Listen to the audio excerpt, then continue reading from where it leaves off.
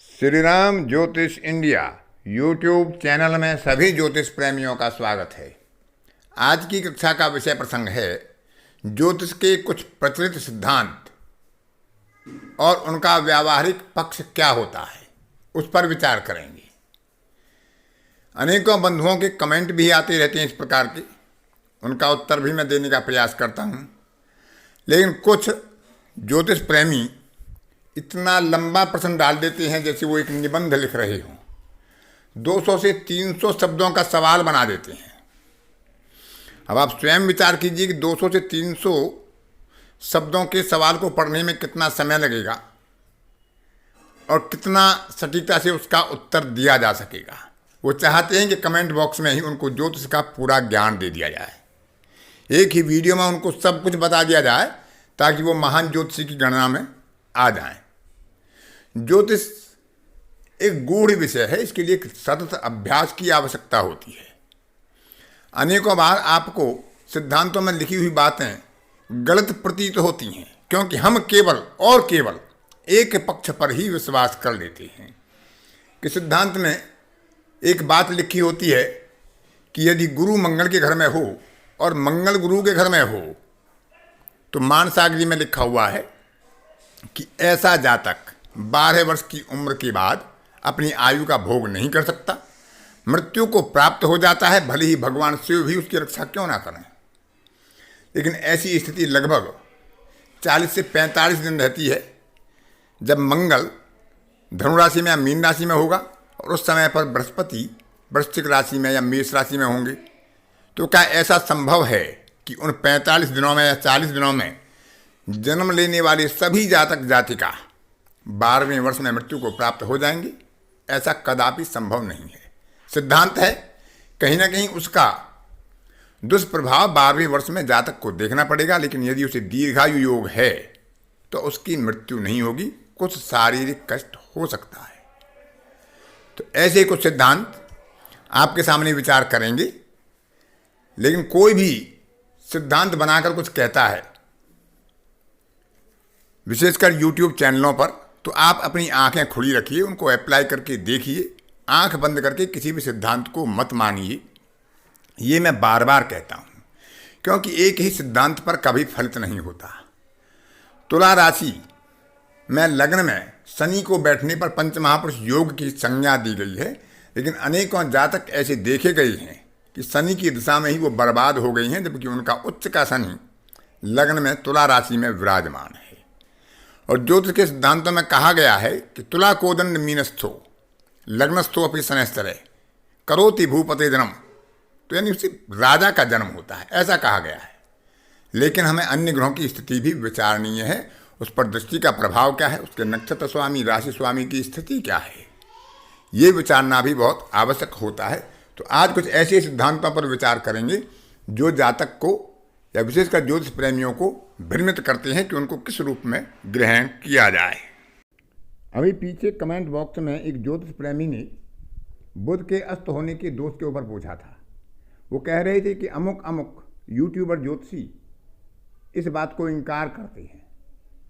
तो मैंने कहा भाई उनसे पूछो वो क्यों इनकार करते हैं, क्यों कहते हैं, इसका दायित्व तो मेरे ऊपर नहीं है। मैं अनेकों यूट्यूबर्स ज्योतिषियों की वीडियो सुनता हूँ, सीखने की अभिलाषा रखता हूँ। जो सार होता है उसे ग्रहण करता हूँ, जो असार होता है उसे त्याग देता हूँ। मैं वहाँ कोई कमेंट नहीं करता कि आप ऐसा क्यों कह रहे हैं। तो जो अच्छा लगता है, जो उपयोगी होता है उसे ग्रहण करता हूँ। तो इसीलिए जैसे गुलाब का फूल होता है उस पर कांटे भी होते हैं और फूल भी होते हैं, तो हम फूल को इसलिए ग्रहण नहीं करेंगे क्योंकि वहाँ पर कांटे हैं, या हम कांटों को इसलिए ग्रहण करेंगे क्योंकि हमें फूल चाहिए।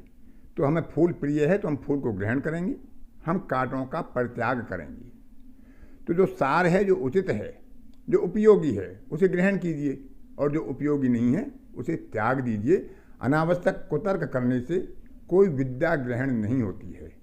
श्रद्धा के साथ आगे बढ़िए, आपको ज्योतिष सीखने का निश्चित रूप से लाभ प्राप्त होगा। जिससे आप ग्रहण कर रहे हैं उसके प्रति श्रद्धा रखो, ईश्वर के प्रति श्रद्धा रखो, अपनी विद्या के प्रति श्रद्धा रखो, अपने ज्ञान के प्रति श्रद्धा रखो और स्वयं के ऊपर विश्वास रखो। तो जो सामान्य प्रचलित सिद्धांत हैं उनमें ये बहुत प्रचलित है कि बुध ग्रह को अस्त होने का दोष नहीं लगता। यदि ऐसा संभव है तो फिर अस्त ग्रह के फलों में बुध के फलों का विचार ज्योतिषकारों ने क्यों किया है कि अस्त होने पर बुध के फलों में क्या क्या कमी आ जाती है। तो या तो बुध के अस्त होने का दोष नहीं लगता, ये बात गलत है, या अस्त होने पर जो बुध के फलों में कमी आती है वो बात गलत है। तो इसलिए हमें विचार करना चाहिए कि बुध की स्थिति क्या है, वह किस राशि में है, क्या मित्र राशि में है, शत्रु राशि में है, नीच राशि में है, और उसके राशि स्वामी की स्थिति क्या है। तो बुध को अस्त होने का दोष प्रायः बहुत कम लगता है। कब? जब वह अपने मित्र की राशि में हो, अपनी राशि में हो, यानी सूर्य और शुक्र उसके मित्र होते हैं। सूर्य और शुक्र अपनी ही राशियों में बैठे हों और उन्हीं राशियों में बुध भी बैठा हो, तो बुध को अस्त होने का बहुत ज़्यादा दोष नहीं लगेगा, उसके अस्त होने का ज़्यादा प्रभाव जातक को झेलना नहीं पड़ेगा। लेकिन यदि सूर्य और शुक्र की राशि में भी बुध उनके साथ नहीं बैठा है, उनकी स्थिति कमज़ोर है, तो बुध अस्त होने पर अपने दुष्प्रभाव जातक को प्रदान करेगा अपनी दशा अंतर दशा में। यदि बुध को अस्त होने का दोष नहीं लगेगा तो 17 वर्ष की दशा में बुध किसी के लिए अशुभ नहीं करेगा। बुध की दशा हर व्यक्ति के लिए अच्छी दशा जाएगी, भले वो कारक हो, अकारक हो, अस्त हो, निर्बल हो, कमजोर हो, पीड़ित हो। तो ऐसा हमेशा संभव नहीं है कि बुध को अस्त होने का दोष नहीं लगेगा। एक सामान्य सिद्धांत चलता है कि नाड़ी दोष केवल ब्राह्मण वर्ग को वर्जित होता है, अन्य वर्ग उसका उपयोग कर सकते हैं। कुछ इसको जातिगत संबंध पर लेते हैं, कुछ इसको राशिगत संबंध पर लेते हैं कि दोनों की राशियां विप्रवर्ण की हों, यानी कर्क हो, वृश्चिक हो या मीन हो, दोनों की राशियां वर और कन्या की, तो नाड़ी दोष नहीं लगता है। तो नाड़ी दोष के बारे में यदि परिहार हो जाता है तो नाड़ी दोष बहुत प्रभावी नहीं होता है। लेकिन यदि नाड़ी दोष प्रभावी होता है तो भले ही वह किसी भी वर्ण के जातक जातिकाएं हों, उन पर उसका प्रभाव देखा जाता है, विशेषकर स्वास्थ्य आदि के संबंध में। तो फिर भी उसका विचार हमें कर लेना चाहिए। एक प्रचलित सिद्धांत है कि मांगलिक दोष 18 वर्ष की आयु के बाद समाप्त हो जाता है, इसलिए 28 वर्ष की आयु के बाद यदि मांगलिक जातक जातिकाएं विवाह करते हैं तो उन्हें मांगलिक दोष का प्रभाव नहीं होगा। यह भी एक भ्रामक सिद्धांत है, क्योंकि ग्रह अपनी दशा और अंतरदशा में अपना प्रभाव देगा, और 28 वर्ष पर क्योंकि उसकी आयु का सिद्धांत माना गया है तो वहाँ पर तो उसका प्रभाव और ज़्यादा हो जाएगा, क्योंकि 28 वर्ष के बाद ही मंगल के प्रभाव अधिक प्रभावी होते हैं। 36 वर्ष के बाद जैसे शनि के प्रभाव अधिक प्रभावी होते हैं। तो यदि मांगलिक है, मंगल दोष का प्रहार नहीं हो रहा है, तो उसका विचार करना चाहिए, गृह शांति करा लेना उचित रहता है। कुछ ज्योतिषियों का विचार होता है कि नवांश वर्ग कुंडली 36 वर्ष की आयु के बाद ही सक्रिय होती है, प्रभावी होती है, उससे पहले उसका प्रभाव नहीं होता। तो बंधुवर, आप सभी जानते हैं कि D9 या नवमांश हम विवाह के लिए देखते हैं, तो यदि वह 36 वर्ष से पहले प्रभावी नहीं होती है, निष्क्रिय रहती है, निष्प्रभावी रहती है, तो 36 वर्ष से पहले विवाह क्यों हो जाता है किसी भी जातक का? क्योंकि उससे हम विवाह के लिए, दाम्पत्य जीवन के लिए विचार करते हैं। दूसरी बात, नवांश वर्ग कुंडली एक वर्ग कुंडली है, संपूर्ण कुंडली नहीं है। D10, D9, D7, D4 ये सभी वर्ग कुंडलियाँ हैं और जन्म कुंडली के साथ मिलाकर ही इनका विचार किया जाता है। एकांगी विचार या एकांगी फर्ज इनसे किया जाना संभव नहीं है और उचित भी नहीं है। एक सामान्य सिद्धांत है कि शनि की दृष्टि फलों में अवरोधक होती है और गुरु की दृष्टि फल वर्धक होती है, फलों में वृद्धि करती है। जैसे भावपुरुष की दृष्टि जाती है उसको अमृत प्रदान करती है। लेकिन गुरु में यदि दोष आ जाता है, गुरु के घर में कुछ विच्छेदक ग्रह बैठा हो, गुरु अकारक भाव का स्वामी हो, तो गुरु की दृष्टि में भी दोष आना स्वाभाविक है।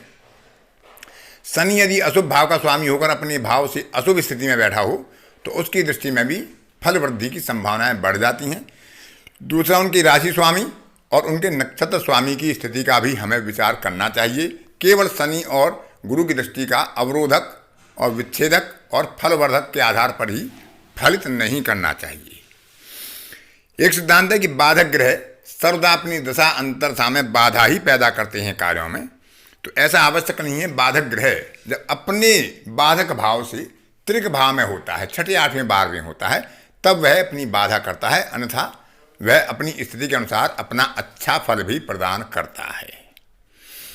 एकादश भाव में बैठकर कोई भी ग्रह अकारक हो या कारक हो वह भी शुभ फल देने वाला हो जाता है। यह एक सामान्य सिद्धांत है, लेकिन यह बहुत आवश्यक नहीं है। इसके लिए भी हमें उसके राशि स्वामी और नक्षत्र स्वामी की स्थिति, उसकी राशियों में बैठने वाले ग्रहों का विचार कर लेना चाहिए।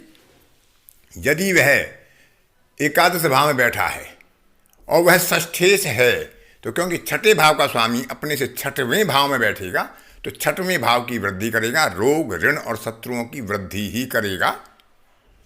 उसकी दृष्टि का युति का अन्य प्रभाव होगा, लाभ का प्रभाव होगा, लाभ अवश्य दिलाएगा, आर्थिक लाभ अवश्य दिलाएगा, लेकिन ऋण रोग और शत्रु की वृद्धि भी करेगा। तो वह किस भाव का स्वामी है, उसके भाव में कौन कौन ग्रह बैठे हैं, उसकी राशि में कौन कौन ग्रह बैठे हैं, और उसके नक्षत्र स्वामी और राशि स्वामी की स्थिति कहीं त्रिक भाव में तो नहीं है, तो उसके फलों में अशुभता भी देखने को मिल सकती है।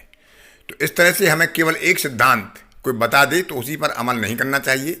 हमें उसकी सारी परिस्थितियाँ, उसका बल, उसकी दृष्टि बल, उस पर युति प्रभाव, उसकी राशियों में बैठने वाले ग्रह और उसके राशि स्वामी और नवांश में उसकी क्या स्थिति है, इन सब बातों का विचार करके ही उस पर फलित करना चाहिए। आज की कक्षा में इतना ही। अन्य किसी कक्षा में फिर किसी नए विषय के साथ आपसे मुलाकात होगी। तब तक के लिए अपनी वाणी को विराम देता हूँ। धन्यवाद।